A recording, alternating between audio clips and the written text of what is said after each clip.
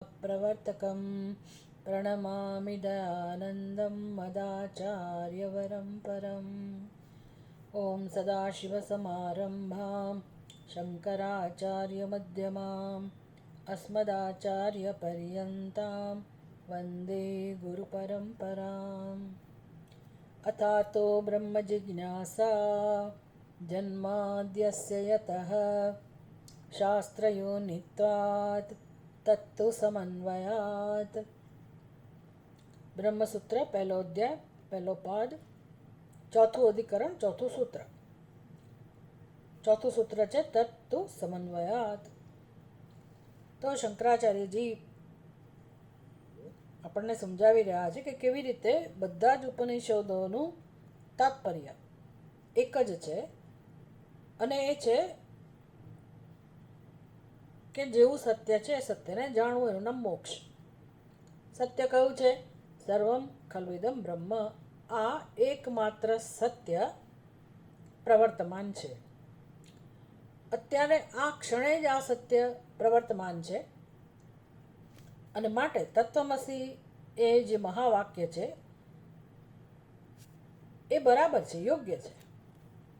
અને આ વાક્ય આવી રીતે જો કહેતું હોય તત્વમસી અયમાત્મા બ્રહ્મ, તો એમાં કોઈ ઘટના બનતી હોય એવો કોઈ સંકેત નથી. એ વાક્યનો અર્થ ભૂતકાળ સાથે કે ભવિષ્યકાળ સાથે સંબંધિત નથી. અત્યારે આ ક્ષણે આપણે જ્યાં પણ હોઈએ ત્યાં, જે પણ સ્થિતિમાં હોઈએ એ સ્થિતિમાં આપણું સત્ય બ્રહ્મ જ છે, એ શ્રુતિની ઘોષણા છે. આપણું સત્ય બ્રહ્મ કેમ છે? તો કે સત્ય એક જ છે માટે. તો એનો અર્થ એવો થયો કે ભાઈ ચેતન જે કોઈ છે એ તો બ્રહ્મ સ્વરૂપ છે જ, પણ જે કંઈ જડ છે એ પણ બ્રહ્મ સ્વરૂપ છે. આ જાણવાની મજા છે કે કેવી રીતે જડ વસ્તુ પણ બ્રહ્મ સ્વરૂપ હોય અને આપણીને જડ વચ્ચે પણ ભેદ ના હોય, એવું બને જ કેવી રીતે? પણ ઉપનિષદ કહે છે કે ભાઈ આ ઉપદેશ જડ માટે નથી, જડને કોઈ પ્રશ્ન નથી. ઉપદેશ કોના માટે છે? ચેતન સ્વરૂપ જે છે તેના માટે. ચેતન સ્વરૂપ આપણે છીએ, અને આપણને પ્રશ્નો છે, આપણને બંધન છે, આપણે બંધનમાંથી મુક્તિ ઈચ્છી રહ્યા છીએ. એટલે આપણું ધ્યાન સત્ય તરફ દોરવામાં આવે છે કે જે તમે ઈચ્છી રહ્યા છો, અથવા તો જેની શોધ ચાલી રહી છે તમારા જીવનમાં, એ અત્યારે આ ક્ષણે એ જ તમારું સત્ય છે. એટલે તમે તમારી જે શોધ ચાલી રહી છે એને ઓળખો. શોધ શેમાંથી જન્મે? પછી શોધ પ્રવૃત્તિના રૂપમાં જ હોય, કર્મના રૂપમાં જ હોય. શોધવું એટલે આપણે કંઈ કર્મ કરી જ રહ્યા હોઈએ. તો કે એ કર્મનું મૂળ કોણ છે? તો કે તમારી ઈચ્છા. એટલે જે ઈચ્છા છે એને તમે શોધી રહ્યા છો. જે વિષયની ઈચ્છા છે એની શોધ જીવનમાં ચાલી રહી છે. બસ આ ઈચ્છાને તમે ખરા અર્થમાં જ્યારે ઓળખો કે મારી આ ઈચ્છા છે, તમે સ્વીકારી શકો, સમજી શકો, એ તમારી બુદ્ધિ મન બધા સંમત થાય કે હા આ જ મારી ઈચ્છા છે, એવું બનવું જોઈએ. અને જો આપણે એ સમજી શકીએ કે આ જ મારી ઈચ્છા છે, બસ જીવનમાં એક જ ઈચ્છા છે ખરેખર, અને એ ઈચ્છા પૂરી થાય તો મને પરમ શાંતિ મળે, પરમ તૃપ્તિ મળે. પણ એ ઈચ્છા પૂરી નથી થતી, એકેય જન્મમાં પૂરી નથી થતી, કોઈની પૂરી નથી થતી. એટલે શાસ્ત્રની જરૂર છે, એટલે ઉપદેશની જરૂર છે. એટલે એવો ઉપદેશ છે કે હે જીવ, તમ સંસારી ન હસી, તમ પૂર્ણ હસી. તું સંસારી નથી, તું પૂર્ણ છે. પૂર્ણ કોને કહેવાય? તો કે તારી જે ઈચ્છા છે એનામ જ પૂર્ણતા, અને તે તું જ છે. એટલે આપણા માટે બહુ શોકિંગ ન્યૂઝ કહેવાય, આશ્ચર્યજનક વસ્તુ કહેવાય કે જે હું શોધું છું એ જ હું છું. તો શું મારે કંઈ એના માટે કંઈ કામ કરવાની જરૂર જ નથી, અથવા તો શોધવાની જ જરૂર નથી? તો કે ના, શોધવાની જરૂર નથી. એટલે શોધવું હોય તો પછી કર્મ જોઈએ. જે વસ્તુ છે જ અને છતાંય આપણે શોધતા હોય એવું આપણને લાગે છે, તો એનો અર્થ કે કદાચ મારી બુદ્ધિમાં જ એના માટે ભ્રમ છે, ભ્રમ સેવાઈ રહ્યો છે. અને એવો નિર્ણય છે કે વસ્તુ મારી પાસે નથી, અથવા તો હું નથી. બસ શાસ્ત્ર અહીંયા કામ કરે છે. વેદાંત શાસ્ત્રનું કામ આ છે કે આપણા જે પોતાના વિશેના ખ્યાલ છે એને સમજવા, અને તો પછી આપણને સમજાય કે જીવનમાં તો બહુ ગંભીર અજ્ઞાન, ગંભીર ઘટના બનેલી છે, અને એ જ સર્વ કંઈ સમસ્યાનું મૂળ છે, પાયાની ભૂલ છે. તો પછી મનુષ્યનું જ્યારે શરીર મળ્યું જ છે, બુદ્ધિ મળી જ છે, તો હું મારા વિષયમાં રહેલી આ ભૂલને હું સુધારી શકું, અને આ સિવાય જીવનમાં કંઈ જ કરવાનું નથી. આવું જેને સમજાય એ લગભગ મુક્ત માણસ છે. બધી રીતે એ સ્વતંત્ર છે, નિશ્ચિંત છે, અને કોઈ ભય નથી, કોઈ ચિંતા નથી. હવે એ વસ્તુને સમજવા માટે તૈયાર છે. એ જ્ઞાન માટે પ્રેમ જન્મે એ ત્યારે જ જન્મે કે જો આવી આપણને સમજ પ્રાપ્ત થઈ હોય, યોગ્ય માર્ગદર્શન મળ્યું હોય, આપણે સ્વીકારીએ ઉપનિષદના વાક્યોને, શાસ્ત્રના વાક્યોને આપણે સાચા અર્થમાં આદર આપીએ, સ્વીકારીએ, અને ગુરુ જો એ જ સમજાવતા હોય, ગુરુ ઘણાય હોય જગતમાં, પાર વગરના ગુરુઓ છે. આજકાલ તો લગભગ બધા પોતાના ગુરુ જ છે. બધાને ઉપદેશ આપવો જ ગમે છે, કોઈને લેવો નથી ગમતો, અને ઉપદેશ આપવા ભલભલા લોકો તૈયાર હોય છે, આપી જ રહ્યા છે, અને એમાં પાછા લેનારા મળી જ રહેતા હોય છે. એટલે એ તો શાસ્ત્ર કહે છે આપણને કે ભાઈ તમારે આવા ગુરુની જરૂર છે કે જે તમને તમારા જીવનમાં જે કંઈ બોજ છે એમાંથી છોડાવે. હજી એવું જોઉં ને મને કોઈ એમ કે તમે આટલી ઉપાસના કરો, આમ કરો, તેમ કરો, તો એ મને બોજમાંથી છોડાવતા નથી. ભલે કદાચ મારી બીજી નાની મોટી ઈચ્છાઓની પૂર્તિ માટે મને સહાયભૂત થતા હોય, પણ વેદાંત શાસ્ત્ર આવા ગુરુની વાત નથી કરતું. વેદાંત શાસ્ત્ર કહે છે કે જે તમને તમારા સ્વરૂપનું જ્ઞાન કરાવે અને બોજામાંથી મુક્ત કરે. તો ખરો બોજો તો કયો છે? આપણી ઈચ્છાઓ, અને એમાંથી કોઈ મુક્ત ના થઈ શકે, થઈ જ ના શકે. ભલે ને કડવા અનુભવો થયા જીવનમાં, તો આપણે વળી ભગવાનને પ્રાર્થના કરીએ કે આવતા જન્મમાં આ કોઈ મને ના મળે, બીજો ઉપાય કરજે. પણ બીજેથી હું શોધવાની તો ખરી જ, અને ત્યારે ઈચ્છા પૂરી થતી હોત તો સારું હતું. અનેક જન્મોથી આપણે ભટકીએ છીએ, તો ઈચ્છાઓ જ આપણને ભટકાવી રહી છે. એટલે જે ઊંધી દિશામાં આપણે દોરાઈ રહ્યા છીએ જન્મોથી, આખું જગત એ રીતે પોતાનો વ્યવહાર કરી રહ્યું છે કે જીવન જીવી રહ્યું છે. મનુષ્ય સિવાયના પ્રાણીઓ તો એના વિશે તો હવે કંઈ કહી ના શકાય, પણ મનુષ્ય પોતે જ આ નથી સમજી રહ્યો અને સમજવા માગતોય નથી, તો એને ક્યારેય એની જે મૂળભૂત ઈચ્છા છે શાંતિની, પ્રેમની, મુક્તિની, એને પ્રાપ્ત, એ ઈચ્છા પૂરી ના થાય, તો પછી જન્મ મૃત્યુ તો રહેવાના જ. એટલે શાસ્ત્ર અહીંયા આપણને ખૂબ મદદરૂપ થાય છે કે તમારી ઈચ્છાને ઓળખો, અને એ ઈચ્છાની પૂર્તિ શાસ્ત્ર કહે છે એ જ રીતે થઈ શકે એમ છે. અને શાસ્ત્ર સમજાવે છે ગુરુ, એટલે શ્રદ્ધાની જરૂર છે. શાસ્ત્રના વાક્યોમાં વેદાંત વાક્ય શું અને ગુરુ વાક્ય શું? ગુરુના વાક્યો, જે ગુરુ કેવળ શાસ્ત્રને જ સમર્પિત હોય અને શાસ્ત્રની વાત જ સમજાવતા હોય, એવા ગુરુની જરૂર છે, જે આપણને બોજામાંથી હળવા કરે, જ્ઞાન માટે આપણા હૃદયમાં પ્રેમ જન્માવે, આપણી બુદ્ધિને સંસ્કૃત બનાવે, આપણી બુદ્ધિને કેળવે, અને આપણા જ સ્વરૂપનું દર્શન કરતાં આપણને શીખવાડે. માટે ગુરુ પણ મહાન છે, આ બધી વસ્તુઓમાં કોઈ સંશય નથી. અને એવા શંકરાચાર્ય એ આપણા ગુરુ છે, અને એ આપણને સમજાવી રહ્યા છે કે જેઓ મોક્ષ સિદ્ધ જ છે, અને બધા જ વેદાંતના વાક્યો એક મતથી આ જ સત્યને સમજાવી રહ્યા છે. એટલે છેલ્લો જે પૂરો પક્ષ હતો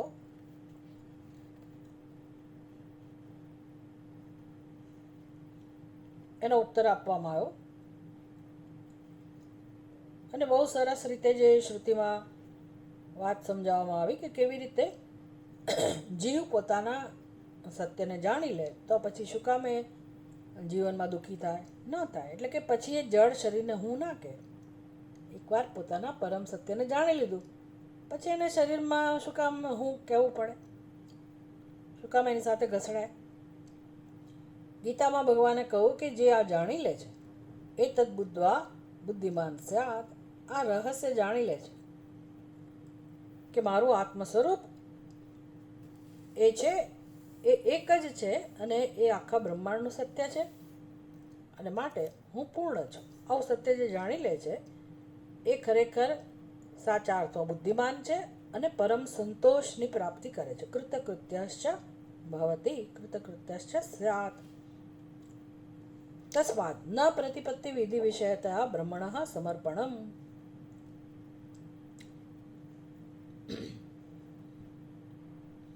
આ કારણથી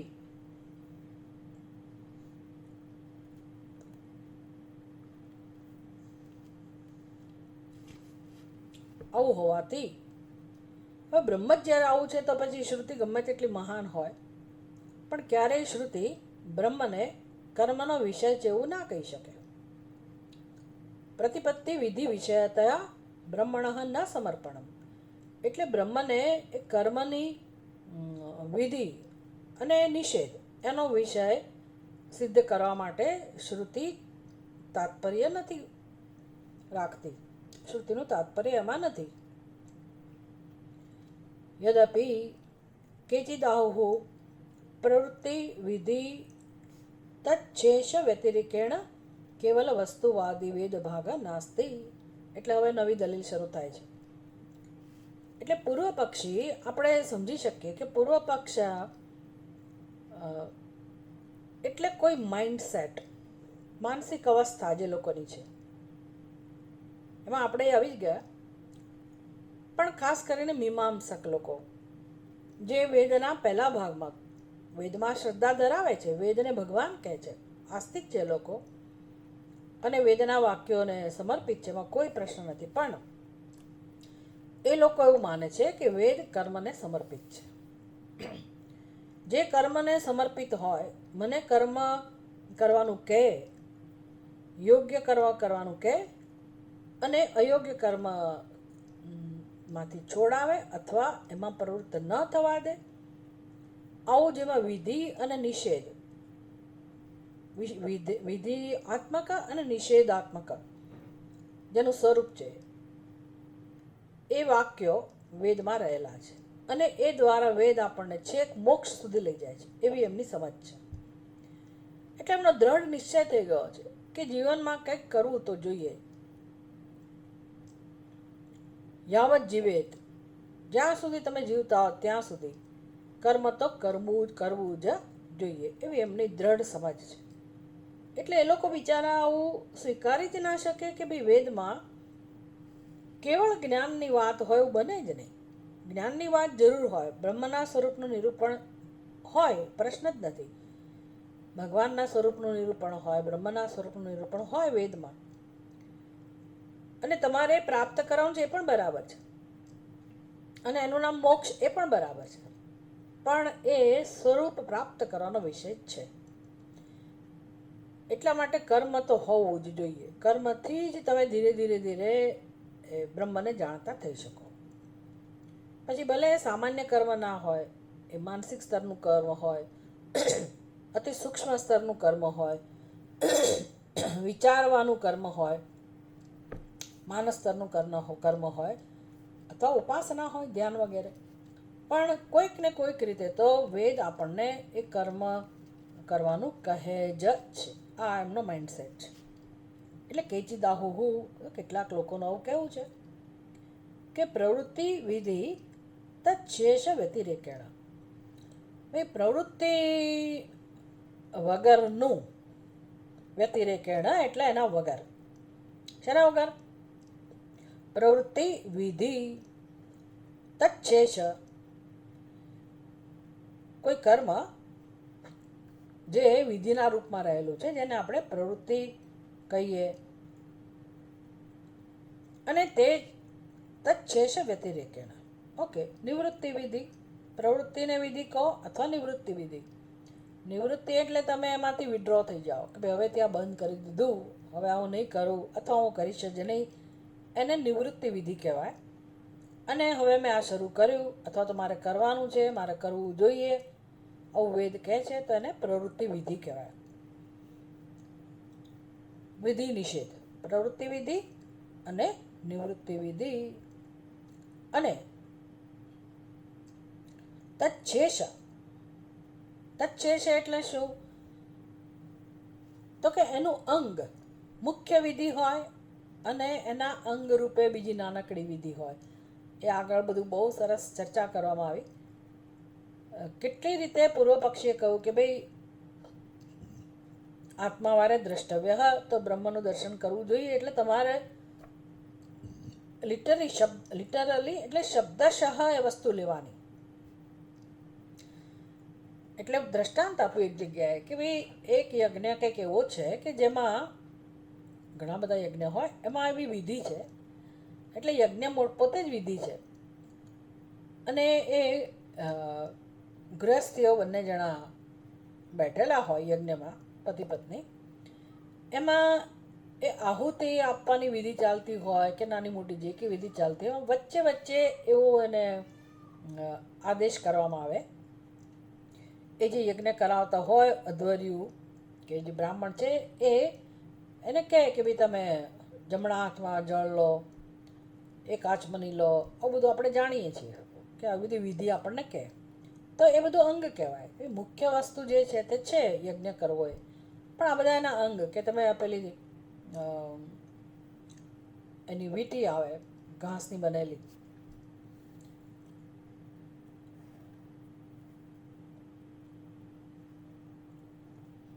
અમુક પ્રકારનું જે ઘાસ હોય છે દર્ભ, એની હાથમાં વીંટી પહેરાવે અને પછી જ તમારે આહુતિ આપી શકાય.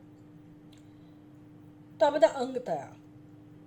કોઈક જગ્યાએ એવો નિર્દેશ હોય કે ભાઈ તમે પતિને કહે કે ભાઈ તમે અત્યારે આ કરતાં કરતાં પત્નીનું દર્શન કરો, એટલે કે પત્નીના મુખ સામે જુઓ. તો દ્રષ્ટવ્ય થયું, આ કર્તવ્ય કર્મ થયું. હવે એ કંઈ યજ્ઞ નથી, એમાં કોઈ કર્મ નથી, માત્ર એને જોવાનું જ છે પત્ની સામે. અથવા થાળીની અંદર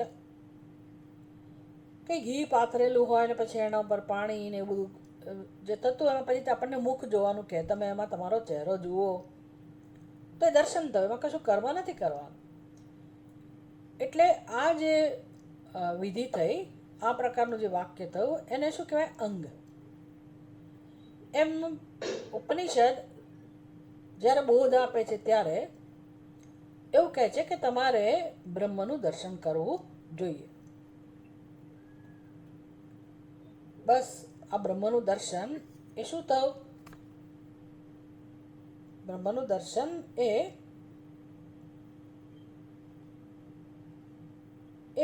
અંગ થયું, કર્મનું અંગ થયું. આ રીતે આત્માવારે દ્રષ્ટવ્ય એટલે તમારે માત્ર દર્શન કરવાનું છે. જેમ પેલા યજ્ઞમાં કોનું માઇક્રોફોન ખુલ્લું છે ભાઈ?